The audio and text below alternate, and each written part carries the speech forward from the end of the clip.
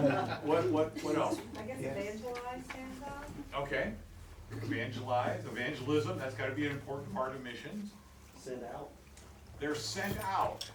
Yes, it's not just, so following, okay, we talked in our earlier workshop about Acts chapter 13 when the church at Antioch sent out missionaries. So that's part of it. So looking straight at it communicates right in the middle. Okay? Communicating biblical truth, communicating the gospel. I think understanding other cultures. Okay, it's going to people of other cultures. So when we talk about some of the things that were said earlier, outreach and serving and going, those are broader. This narrows it down a bit. So it's going, but it's not just going anywhere. It's not necessarily going next door or across the street. It's going to people of other cultures. Let's look at the next one. Missions is a specialized term. By it I mean the sending forth of authorized persons beyond the borders of the New Testament church and her immediate gospel influence to proclaim the gospel of Jesus Christ in gospel-destitute areas, to win converts from other faiths or non-faiths to Jesus Christ and to establish functioning, multiplying local congregations who will bear the fruit of Christianity in that community and to that country. That's a lot of words, okay? But what stands out? What do you hear there? What draws your interest? Drawing others into the Christian faith, Jesus. Okay, making converts, bringing people from other faiths or non-faith to Christian faith. What else? Establishing churches. Establishing churches. This was in the other one too, and I think it was Adam pointed out in the previous hour. Both here, this says establish sending churches. This one says establish functioning, multiplying local congregations. And so we're not just establishing churches, but we're establishing churches that are also going to be mission sending churches. And so that's an important part of it. Anything else from this one? I'm interested what authorized person is. Yeah, that is an interesting word, isn't it? In Acts 13, when the church was together fasting and worshiping and praying, the Holy Spirit communicated not just to a person or a couple of persons, communicated to the church. Set apart these two and send them out. And so it wasn't the act of the individual, it was the act of the church. So I don't know if that's what you would consider an authorized person because the church set them apart. But yeah, that is an interesting word. And this is George's definition. Whose definition is this? George Peters, A Biblical Theology of Missions. Okay. When a person is, here's another one, when a person is sent out beyond the borders and influence of the local church to make disciples, that is missions.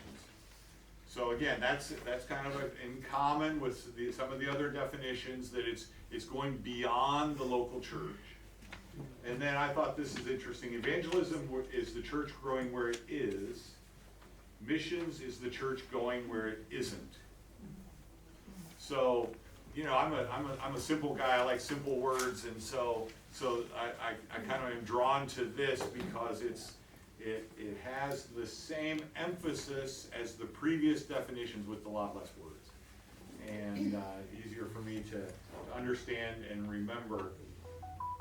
So think about this. What's the difference between mission and missions? Singular and plural. Maybe. Missions are the means by which you fulfill the mission. Okay. Anyone else have a thought? Difference between mission and missions. It says here, essentially missions has been relegated to the specific work of the church and its agencies and the task of reaching people for Christ, again, by crossing cultural boundaries. Mission, however, is broader, referring to everything the church is doing that points toward the kingdom of God. So the work of the church within the church is mission, and the work of the church outside of the church is missions. I think that's essentially what this is saying. The purpose of missions is to plant indigenous churches that are self-propagating, self-governing, and self-supporting. And so we have all of these different definitions. Here's an example from a church that set their purpose. It says the purpose of the global outreach ministry at Namesville Christian Church is to establish churches locally and globally that are focused on making disciples, redeeming lives, restoring relationships, and renewing communities. They're committed to training and sending disciples, planting, equipping, and resourcing new churches. Now here's why this discussion is significant. And that is, in your church, you have to decide what is missions. Is it, extreme example, is it buying a church bus? Is it just people working with other cultures? Or could it include people that are working with your own culture? And you have to make these decisions. Somebody in your church has to make these decisions in order for you to have an effective and healthy mission strategy. You have to be able to answer these questions. And so, both Phil and I work with churches. We meet with mission committees, missions staff people, and they're asking these questions. They're working toward answers to these questions. And in order to have a healthy mission strategy in your church, you have to be able to answer this question of what is missions. And I'm not saying that there's a right answer and everything else is wrong. In fact, where we're gonna go next is to talk about how some of the answers to these questions will be unique to your church. Second question is, where will we focus geographically or strategically? Even if we all agree on the definition of missions, and we all come to an agreement that it includes working with different cultures and planting churches and whatever is included in that, we still have to make choices.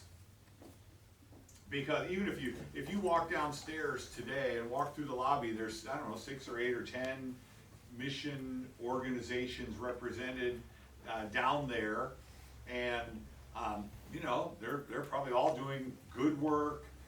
They're very different from each other, and probably none of our churches have the capacity to support all of them.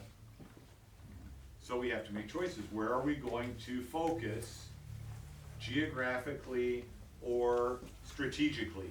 None of us can do everything. So what is God calling my church to do? What is God calling your church to do? You have to decide, and you have options. Here's some of the options. You could choose a focus on a particular false religion. You could say, we want to reach Muslims, or we want to reach Buddhists, or we want to reach Hindus, and then you could create a strategy that would help you do that. Whether it's going to a specific place, or working with a specific mission agency, or a specific sending missionaries to a specific place, you could choose that as your focus. You could pick a specific country or region. I was meeting with a missions pastor from a church, and of course I was hoping that they would support FAME, and he said, look, I'll be honest with you, the instructions that I've gotten from above, whether senior pastor or elders, whoever it was, they said, we want to focus our attention and resources on the country of Spain. I said, okay. He said, do you have anything that you're doing right now in Spain? And I had to be honest with him. I said, no, we don't. He said, do you know anybody that does? And I referred him to another missions agency that I knew of that had a work in Spain, and they got involved and supported that work.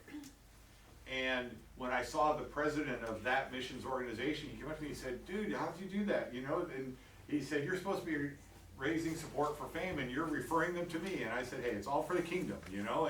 But this church felt called to Spain.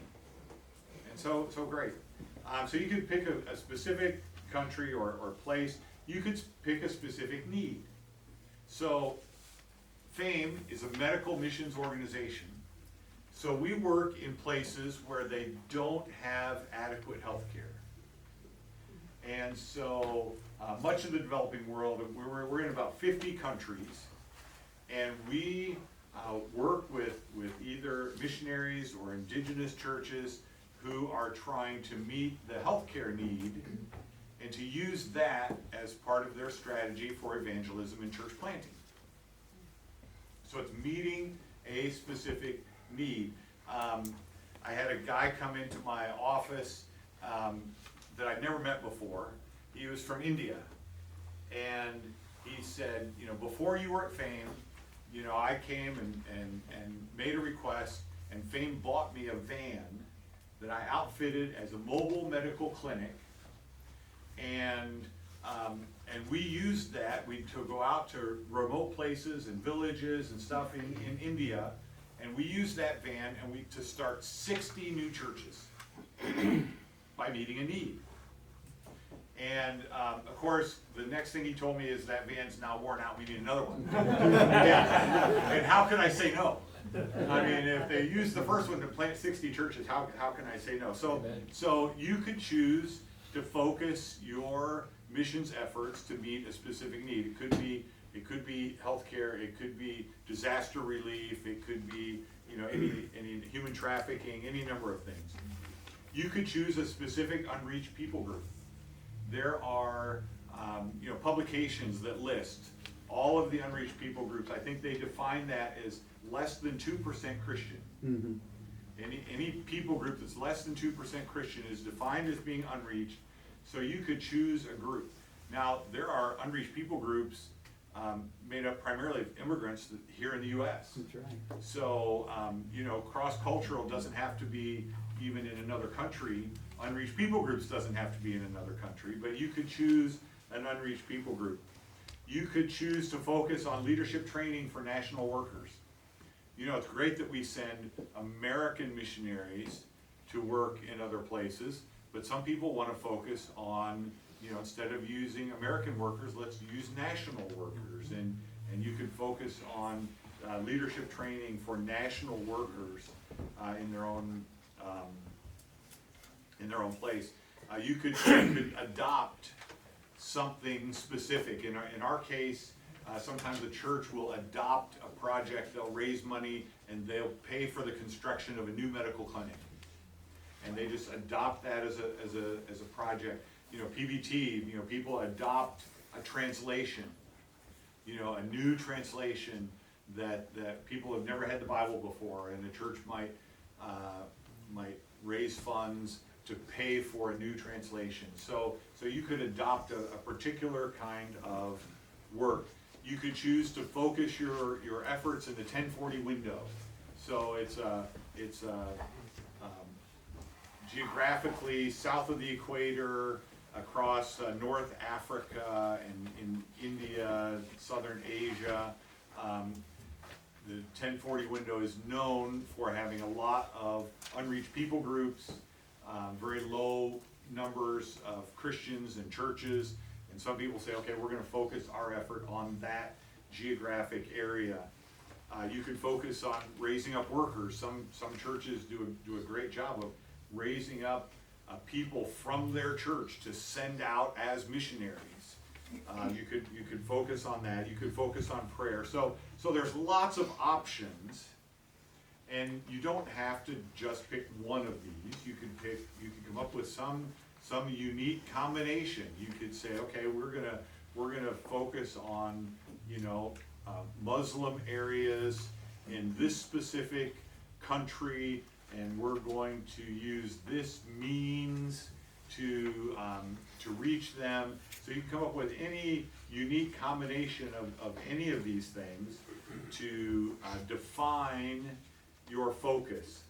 So here's just an example. Hypothetical Christian Church 1 chooses to focus on global church planting, unreached people groups, specifically Somalia, East Africa, and they want to address injustices like human trafficking, leadership development, partner care. So that's their list. Hypothetical Christian Church number 2 chooses prayer, missionary, coaching and care, unreached people groups, specifically in Japan, Nile, Africa, and India, and so on. And so the point is that you can't do everything.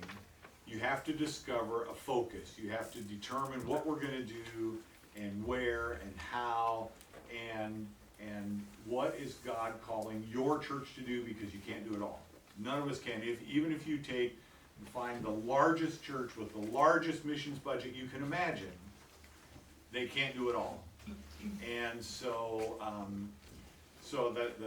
the second question is how are we going to focus?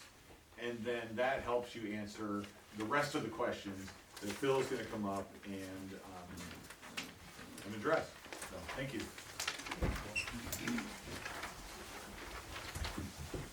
So, I think you've already seen in Bill's presentation, we're not here to prescribe to you this is how and where and who you should support in mission, but we're here really asking the question and encouraging you to listen to God.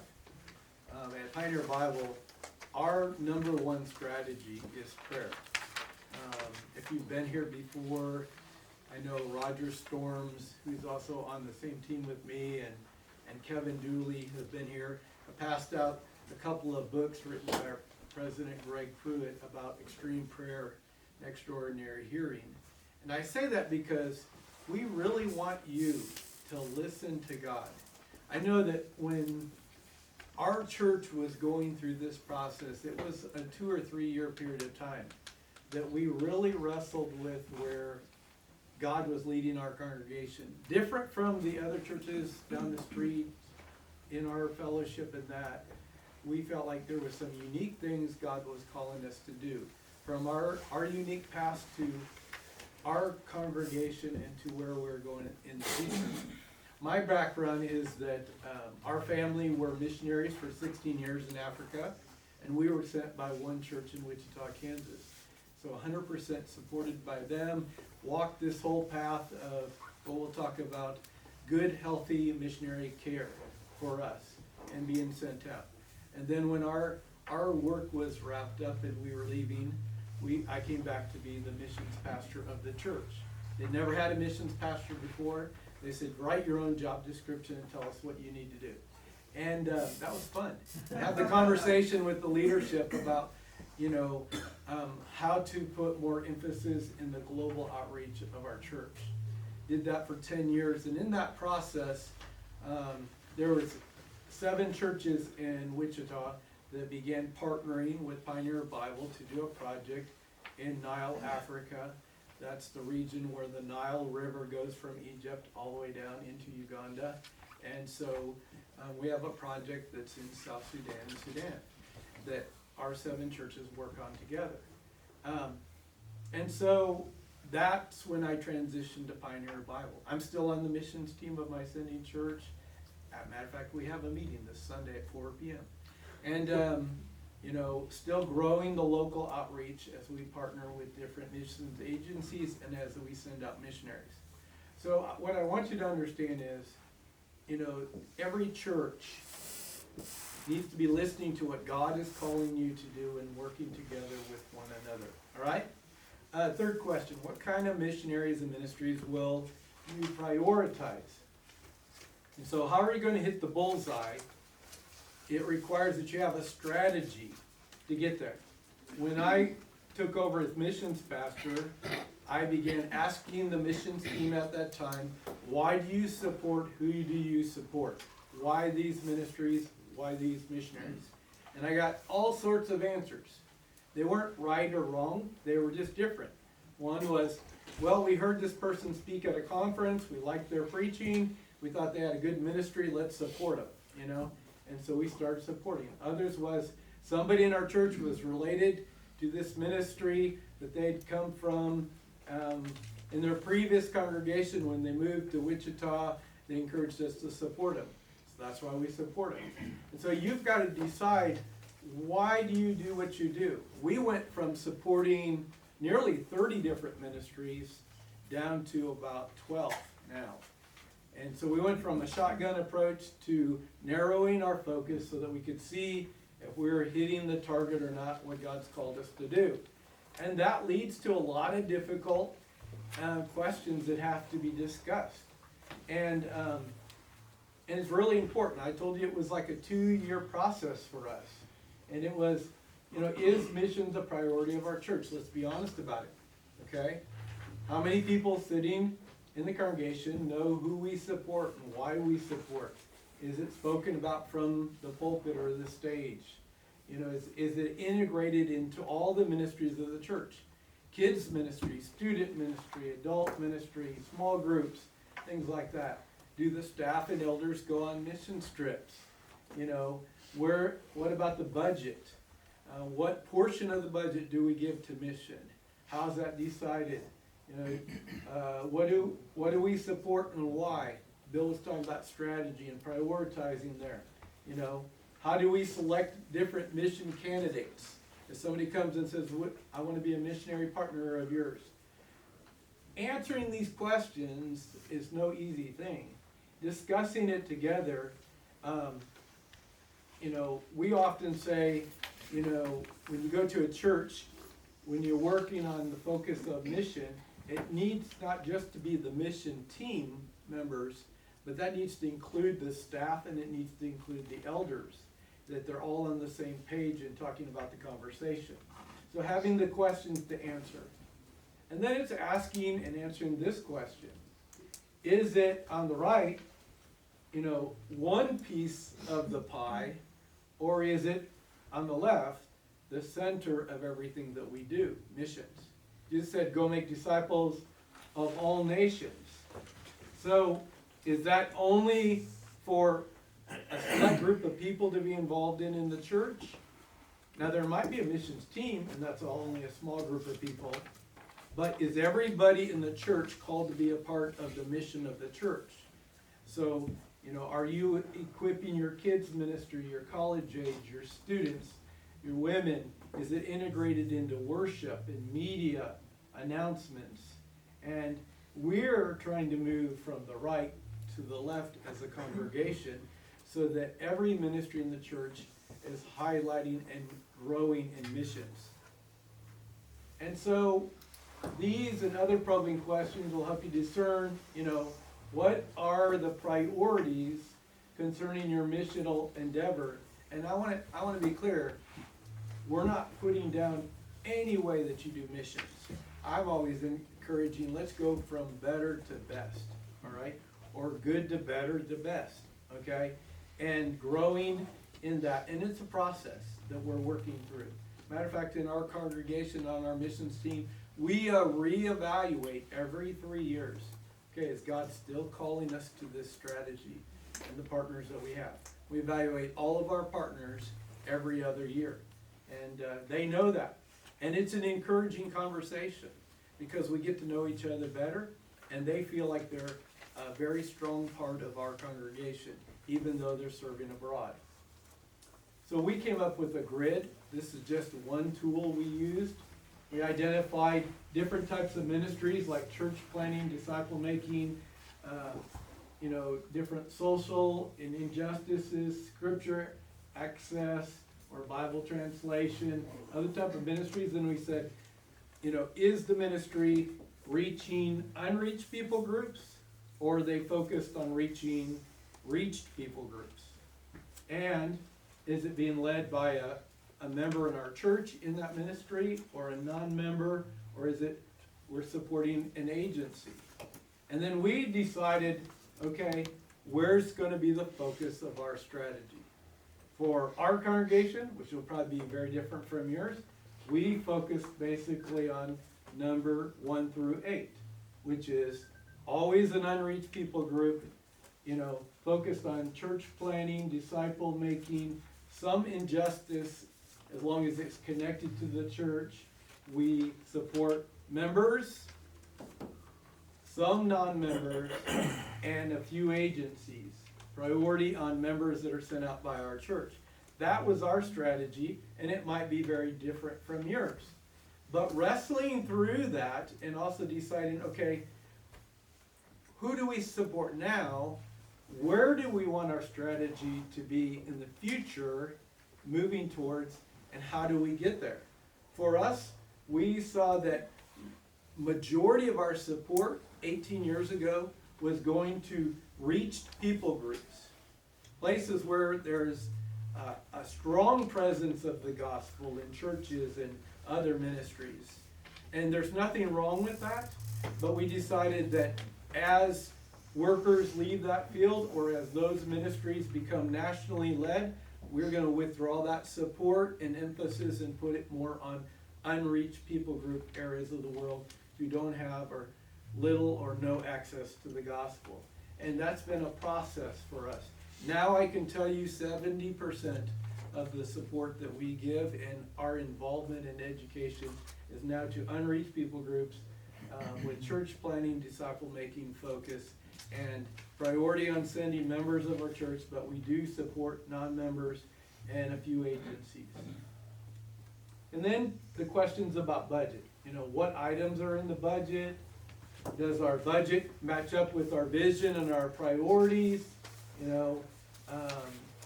Does your budget reflect working with all ages in the church, or is it only to the missionaries? So I'll give you some examples. We've now put it in our budget that we send our lead pastor every year on a mission trip. And our missions team gets the privilege of telling him where he's going to go. It's the truth. We send him to the priority ministries that are the heart of our strategy, because that's who we want him to know about, because that's what we know we'll hear about in his preaching, in his heart, in his ministry. Okay? So we choose where he goes in those ways. And we also budget for another staff member every year to go, and so it rotates amongst different people on staff to go. And anybody else in the church that wants to go can raise their own support. We have a whole process for that. Another thing about the budget is we had to slowly and carefully transition some things out of our budget that had nothing to do with our strategy. We were supporting a ministry that our students go to every year for a big youth conference. And we were given a sizable amount of support to that conference. But they're not doing unreached people groups. And so we moved that from our budget to the student ministry budget. Now they support it. Same thing with our camp. Our kids ministry was supporting the camp that was primarily educating our kids of our church who are not unreached people.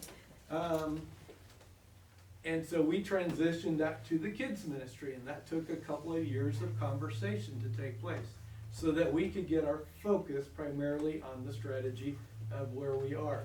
And it's also helped us to build a stronger relationship with those ministries and with the different departments in our church. For us, we kind of have a pyramid approach. On the bottom is the majority of requests that come in are normally not supported. When I was missions pastor in the church, I would get anywhere from 10 to 12 requests on a monthly basis from different ministries that would be emailing me, texting me, calling me, stopping by the church. And most of them were no. And I had to decipher quickly in stewarding my time, okay, how do you communicate well? I don't want to waste their time to come and do a presentation. If I know it's not in our strategy, or we're not looking to send another new missionary worker, that ministry, And the end of the year, they will often become a regular supporter for us, which is on a monthly basis. And they're part of our monthly commitment and ongoing support. These ministries here on the top, the strategic partnerships that are matched up to our strategy with specific people groups, are supported missionaries that get monthly support. This is the majority of our budget right here. You know, that's probably 90% of our budget right there. And those are the ones that get highlighted in our church. We bring them in, we help with their missionary care. We're involved with them. Those are the places we go on short-term trips. And so that's our priority. All right, next question. What does a healthy sending relationship look like? Okay? Now, I would be honest with you, and this is not to be critical, but when we first started evaluating our mission involvement, I would say that our church was primarily an ATM church. Meaning that missions and missionaries were coming to us primarily for finances. And we were trying to steward that well. We didn't want to be that anymore.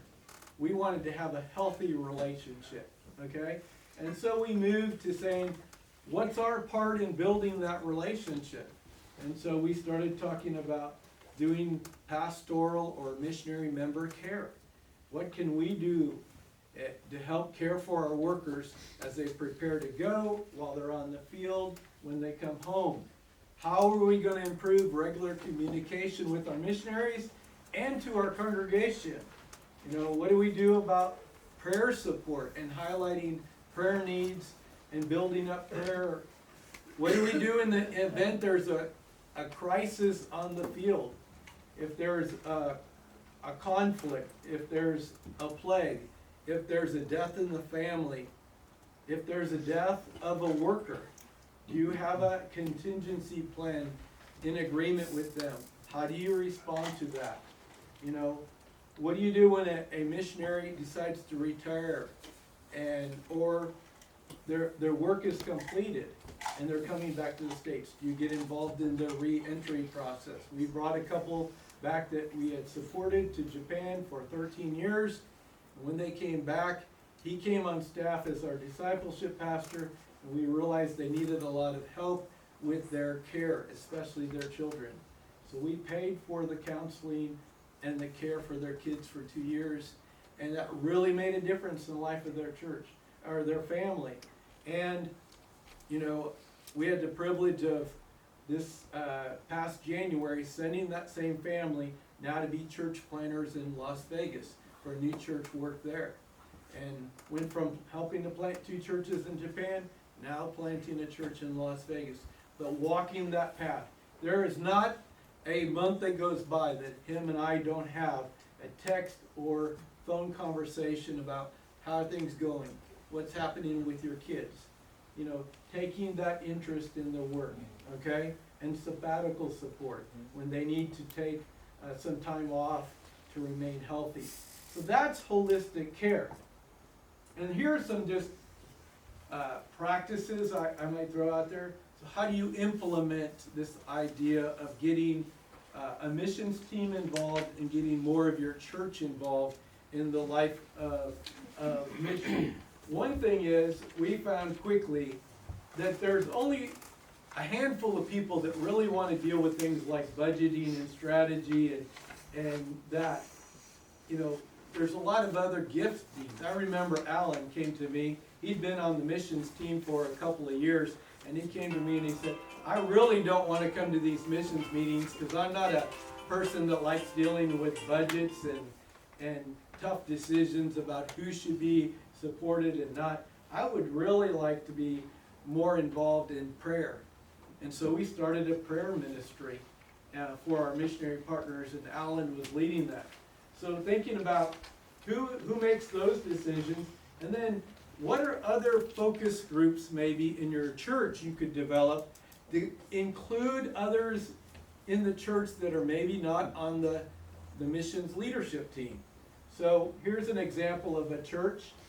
They had church actually in Joplin, Missouri, that They have a prayer focus group, they have a awareness group, they have a comings and going where missionaries are coming and going on home assignment, they have a finance group, they have an encouragers group, and then they have their missions team that helps to oversee and connect those different groups together. From this, they have more than 100 people in the congregation involved in mission, whereas before they only had like 10 or 12. So that was growing that ministry. We recently, in our church, we have the missions team, and we're now in the process of having different partners in these roles and saying, who has a heart and passion for ministry in Japan? Who has a heart and passion for ministry in India? And inviting others in the life of the congregation to come on board to do prayer and care and awareness. And so we call it advocacy groups in our church, or teams, okay? So that there's different ways that you can structure, but structure to be able to draw other people into the life of the church, into the life of being a part of missions, okay? Not everybody's going to go on short-term mission trips, so there's other things that people can do and have other giftings. Some things that I've seen other churches do, have an outreach night. The church in Bloomington that has an outreach night, and they have more than 100 people come, and they'll highlight a missionary partner, they'll do some type of an education, they'll have a prayer focus, and it's not just for the adults. Their kids ministry do something, the student ministry do something in one part of the building, and the adults do something. We have a global gathering on Sundays. If one of our partners is there, we might show a video in the worship, we might interview them on stage for a few minutes, but everybody knows, global gathering in the coffee shop. That means dessert before lunch. Everybody likes that. Dessert before lunch, and you get to sit and hear a 10 to 15 minute presentation and interaction with your missionary partners. We've just found that to be an effective way to build awareness and relationship. Maybe you do it through your small group ministry. I know a church down in Northwest Arkansas, all their different small groups adopt their different missionary partners and have very personal relationships with their small group ministry. So there's a lot of different ways to implement it. So how do you put those practices in to get everyone involved in mission? Okay? Last two questions. How will we hope to discern and measure faithfulness and fruit? Now, before you begin to evaluate your missionary partners, I want to encourage you, evaluate your side of the relationship first, okay? That's the hard thing to do, okay? And so, what are the indicators that some partners have been faithful and fruitful, but what are the indicators that you as a church have been faithful and fruitful as the sending church of those that you are supporting? So, thinking about new believers in churches and leadership multiplication and engagement and amongst unreached and long-term disciple making on their side, but also what have you done on your side to promote that and encourage that part in their ministry? So we came up with an evaluation sheet that we have. We actually don't show this to our missionary partners. This is something that we fill out for half of our partners 1 year and half the next year. We rotate it. We try to answer the questions ourselves. Do we have a clear understanding of what your partner's ministry is all about? Do you know what that partner's doing in India? Where are they at? What's their focus? What's the fruit of their labor? That requires a relationship with them. That requires you may need to go visit them, and you need to encourage them to visit you. Do they have a track record of fruitfulness? From their reporting, from your visits, do you see disciples being made? Do you see churches being planted? Is it a fruitful ministry? So having questions to evaluate are helpful in having a holistic relationship. These are some of the questions we often ask our partners. what's your vision? How does that match up with our church's strategy? I mean, we expect them to know what our strategy is. And what are your goals for next year? And what were the results of your goals last year? And all of our partners love having these conversations because they're living this life full time, and they want to know that their supporting churches have a heart for what they're doing, and they're a part of your local church. Does that make sense? You know, they don't want an ATM.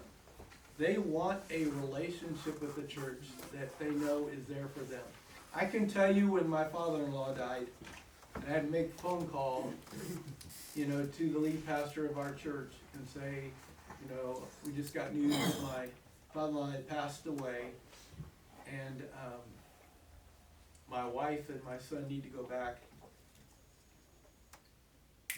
I knew there on the other end, our church would be there for us. And there wasn't a hiccup in the conversation. It was immediately, you put your wife and your son on that plane. We'll cover their costs. And, we will have people on the other side receiving them when they get off the plane and making certain they're cared for the next month. That's a sending relationship. You know, and I can tell you story after story after story in conflict that was happening in our country, and they were there for us, you know, making those decisions. When we needed to change ministry and come back to the States, that's a relationship. And so it's evaluating your side as a church, it's evaluating what your partners are doing. Last question, then we're going to go to Q&A. What unique role has God positioned our church to play in global mission? Okay? Like we said, we're not here to give you a model to say, you know, support these ministries or support this, you know, emphasis in this world. But for you to listen to God and seek Him as a church and as a missions team, as a leadership and as a staff, you know, where's God uniquely called us to? You know, every church has a distinct calling shaped by its people, history, gifts, partnerships, and that. You know, I live in Wichita, Kansas, and we're the air capital of the world. You might not know that. We have a very small airport, really. But we have a military base with refueling, but we have engineering from Cessna, Learjet, Boeing, Spirit, go down the line, and production for many of them. And so our people are very interested in aviation. It's one of the reasons we support 2 different missionary families to, be missionary pilots, serving with MAF and AIM Air. You know, I went on my first missions trip to India. I contacted one of our partners in India, and we, to be honest, did not even know where our partner was working and serving and what they were doing. Been supporting them for nearly 10 years. Nobody had ever gone to visit. They'd been to our church, but we didn't really know, so I said, I'll go. And I contacted the director and said, I'd like to come and visit your ministry. We need to get to know you better. And he said, go with that church in Baltimore, Maryland. They're coming with a group of people, and they're primarily medical workers. I said, medical workers from one church? He said, yeah. You got members in their church from Johns Hopkins to Mayo Clinic, and they bring a medical team every year and a dental team, and a lot of their ministry is medical mission because they have a lot of people in their church. That's their unique dynamic and DNA as a church. So they support different ministries with medical mission. They support other things too, but it's just unique. So what has God called your church to do and to be? And a few resources. These are a few books you might pick up. I'm sure they're available digitally. The one on the left is Serving as Senders. Great book by Neil Parolo. Met him before the conference. Great guy. Our whole missions team read that book. We discussed one chapter every month and really helped to get us on par with how can we be a good sending church. Another book here well sent. Couple more resources. Minding the Gap is about missionary care. So how are you gonna care for your workers and holistically in a lot of different ways, not only emotionally, spiritually, physically, relationally, good stuff. The Sending Church Defined, another good book. One more resource. This one I'm actually currently reading. I think I'm on chapter 3 or 4. But Missiology for Missions Pastors. And it begins with the biblical basis of mission and is driving towards the practical nature of how to do mission in the local church. A lot of great resources out there. There's a lot of great ministries that can also come alongside you. And in your book, or on your paper, the bottom of the 3rd page, I list these questions actually come from another ministry called Train International. And they're here to serve churches. I actually help facilitate consulting and coaching churches on how to do mission through Train International. And so there's a lot of opportunity. Bill and I, in both of the organizations we work with, we want to love on the bride of Christ. Our team at Pioneer Bible is always asking this question every month. Does the groom smile when he sees how we treat the bride of Christ? Does Jesus smile in the way we treat the bride of Christ? And for us as an agency, we're here to bring the bridesmaid, to do everything to serve the church and make the bride of Christ look good. And so this doesn't have to be a conversation for just today's workshop. If your church is interested in trying to strategically focus on how should we support mission, or how can we change the direction of how we do support mission, we'd be happy to be a part of the conversation to serve your church to do that. That's what we're here for. Because we love the bride of Christ, we come here to serve. And we believe the mission of the church is essential and vital. And we want to see it done well, and especially in missions. And so we don't come to you to say, well, just give us your support and we'll go do missions for the church. We're saying, God's called your church to be on mission with Him. We as agencies want to come alongside you with our expertise and experience to help you to do mission well. The way I describe what Pioneer Bible is all about is helping the existing church plant a church where it is not, through using the Word of God. And Jesus said, go make disciples, baptize them in the Father, Son, and Holy Spirit, and teaching them everything I've commanded you. How can people know about Jesus if they don't have the Word of God? And how can they be obedient to everything Jesus has commanded if they don't have God's Word in their own heart language? So for us, Bible translation is just a means of the church here that exists, helping to establish the church that doesn't exist amongst unreached people groups. That's our heart and our passion. What's God called your church to do? Okay? We got 5 minutes, so I want to do a Q&A, and we want to answer your questions. Bill is going to be a part of that. Any questions that you have about being on mission, doing mission? Yeah. So, unchurched people groups in the 1040 window were the persecution, like Sudan, like Nigeria, all these places. Is that possible? How do you? No, definitely. How do you do that? Never been.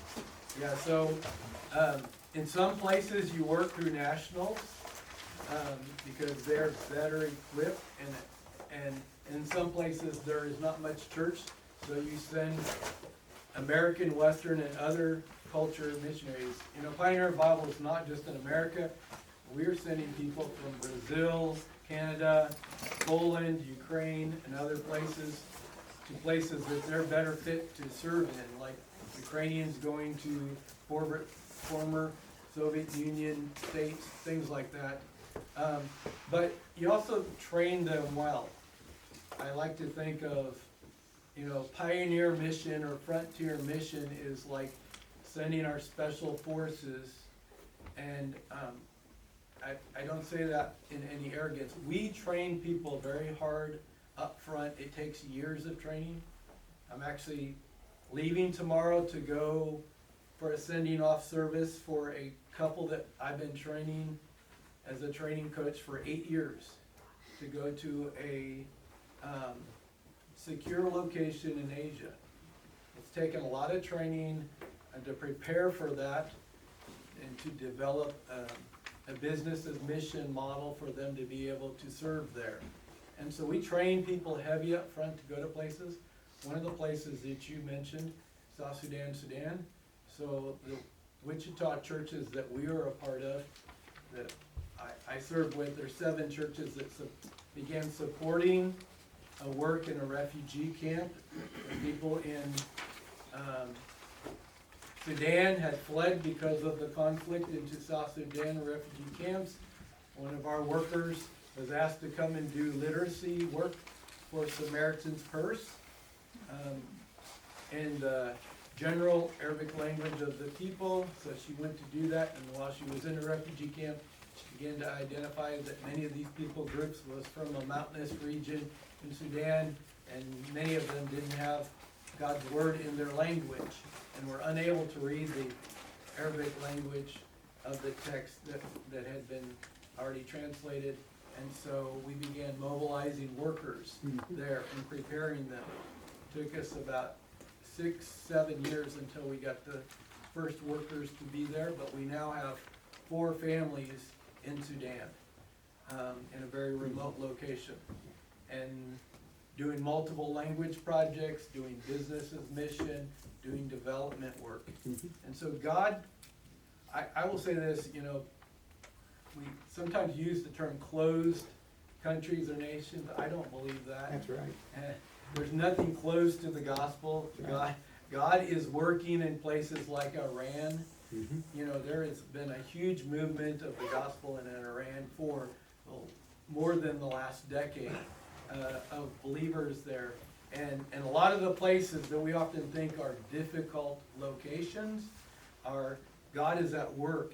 And so we have to listen to Him and follow Him in those opportunities. Yep. We have a man from our church, he has a family, they live in Kentucky. And I wish I could tell you more about it. I'm an audio video guy, but I just know about him. But he travels to Islamic nations, and he is founding like little home churches with Islamic people. And if they're found out, they, you know, but he's brought me more interest in like financing him, how to help him financially. What can you tell me about how, I mean, I don't know what our church does exactly, but I'm wondering about it. Outside possible help for him? Is there? Oh, you mean additional support? Yeah. Yeah. Phil, could I rephrase the question? Is that okay? Yeah. Because it's a question that actually we get a lot. Could you maybe, and I know, Bill, you speak with a lot of church organizations too. I think there's a reason a lot of churches like ours, we specifically partner with missionaries who are through a sending organization. Yeah. Could you say a little bit about why it's Yeah. why it could be helpful maybe to consider supporting missionaries with sending organizations? Yeah, so that's very true.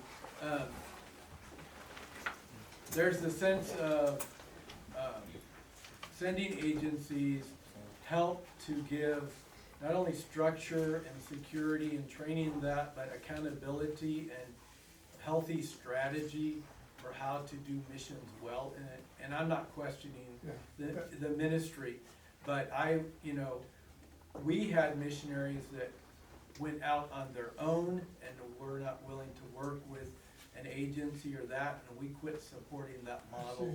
Anybody that goes must be through an agency. There's accountability for them and for us. There's healthy care, training and support and strategy that's built around that. I don't know, what else would you speak into? That's good. I think, again, having worked for a few churches now, in similar roles what I'm in now, we get a lot of requests often, and one of our criteria now has kind of been over the years, like, hey, we want to make sure that you're cared for, trained. I mean, a lot of these places they're going, like you need good cultural training, you need a support team around you, you need a care team around you.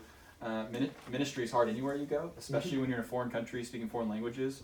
So there's just important things for us that are behind having a sending organization. So we actually see ourselves as partnering with missionaries, but also partnering with mission organizations. Yeah. And because we want to join alongside of organizations that have the same heart for missions that we do. So just like they're having you kind of define what is missions, we want to partner with organizations that share the same view of missions that we have. So we partner with organizations that are a part of church planting or disciple making movements, and then we also partner with organizations that are local leader led.